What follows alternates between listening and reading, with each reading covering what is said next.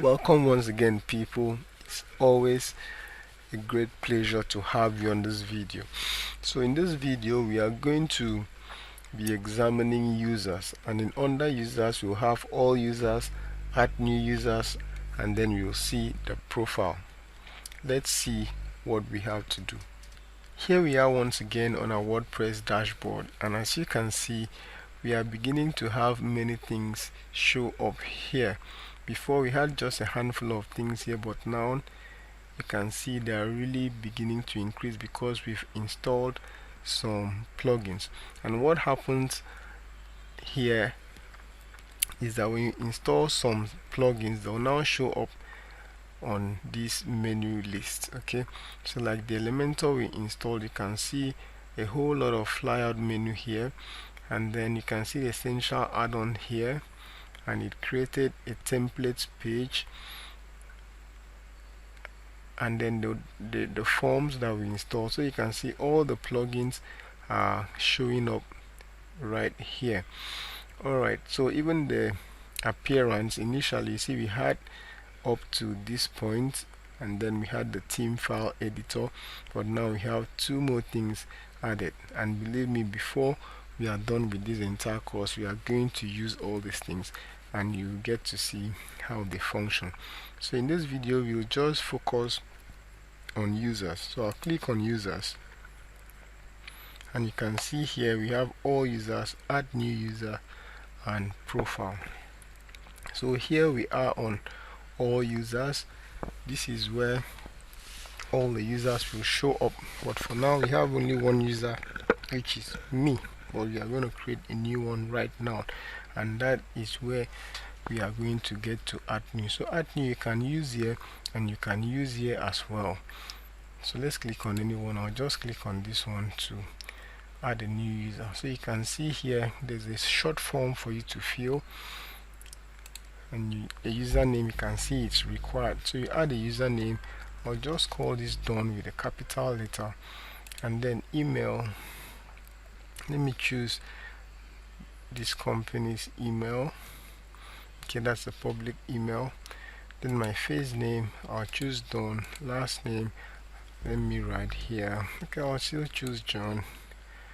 Then the website, but it's not really necessary, it's not needed. And then you can see the password here. I'll simply copy this and go to where I will save it. Okay, I'll save the password here so that I can use it to log in, and you'll see the difference. And then the username, in case I forget, I'll save it here, and it's done with the capital letter. Alright, so here it's saying send an email to the user about the account. So you can check this if you want them to receive an email with their details. Now this is the important part of this entire form. You are going to choose the role in which the new user is going to have. So right here you can see the administrator. If you select this role, then the person will have complete access, complete control over the website. The person can modify everything just like you. Alright, so the next one is an editor.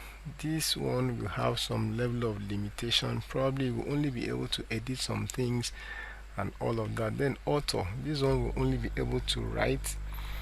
Possibly will focus on the blog post. Then you have contributor. This one will just be contributing to what you have written already. Subscriber, this one will only be able to have access to the post you have written, and they will read it. Let's say you have a way of monetizing your website through the blog post. If anybody comes, okay, let's say you can monetize it, then you can set it in such a way that people will pay money, and then they have their own login details to log in, so that when they log in they now read. That way they can pay you before the login. So you have a customer, a shop manager. I've never used this before, so but in this particular demonstration, let me choose the auto. Okay, then I'll simply come here and click add new user. Okay, So it's still trying to add, and that is it. It has added a new user. So you can see this is the new user, this is its name and all of that. This is the email and this is the role. Alright, so you can select here, come here, and you can also change the role. As long as you are the administrator, you can do anything. But if I'm logged in as this guy who is just an author, the person cannot change the role and the person will not even be able to create another user. Okay, at the end of this course I'm going to log in so that we'll see the functionalities that this author have. But for now let's just continue. Alright, so you can see up here, if you have many administrators, by the time you come here you click, all the administrators will line up, and if you have many authors and you click it, you'll filter the authors. So here we are on all is showing everyone that is here. Alright, so you can also use this to filter. If you know the username, you can use this to search for the users. Alright, so I think that's all. You can just change the role, and then let's see the bulk actions here. You can delete and you can send password reset. Alright, so if you choose this, you can select delete and then you can go ahead and delete. But you can also do that if you point to the person. Alright, you cannot delete this because this is the default user. Alright, okay, so let's see what else do we have here. Nothing much, so we'll move on to the next one. The next one is profile. So you click on profile. So this profile will be my own profile because I'm the one logged in. Okay, that's the administrator because I'm the one logged in, so it's going to be my profile. You can see my passport is here. You might not have your own because you have not set on Graphic.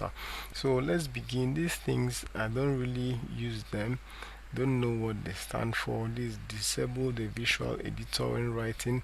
Yes, that has to do with the visual editor. When you are typing your blog post, you can change it to classic or something. That means okay, you can, if you check here, then maybe you'll be using the classic. So this is the color. You can change the colors. As you can see, as I'm choosing them, the theme colors are changing. Alright, but I'll remain with this for now. Then we leave the color to this shortcut. I've never used this, but if you read it, I believe it's self-explanatory. This one says show toolbar when viewing the site. Okay, that is checked and that's okay. Language is default, but you can go ahead and change it to the one you want. My default is English. Okay, you can move on to username. Username can be changed, and then the first name, you type in your first name here, your last name here, and then you can modify your nickname, how people will be seeing your name appear on the blog post. So this is your contact info. Your email address is here, the name of the website is here. You can write a little thing about yourself so that when you write your post, people will see it. Let me just write something here. Let me say Don John is a serial entrepreneur. Okay, you can write anything, you can write very many things, and you can continue to list it, but this is just for demonstration purpose. So here we come to Graphic. You can see in your own case you don't have this picture, but you can set it. If I open this in a new link, in a new tab, you can come here and simply create your own Graphic. Okay, this is where you can just upload your picture, and then whenever you log in with that email address to any of your WordPress installations, your picture is going to show up. It's taking some time to load, so I'll just go back to something else, but by the time it finishes loading, it's a simple sign up process. You can sign up, and when you are in there, you'll see how you can change your picture. So you can see here, it's a simple sign up process. You come to create your own account. Sorry, you need to fill this, you need to fill all of this, and then you create your account. I already have an account with them, so I don't really want to do that again. So you can just do it. It's a very simple thing.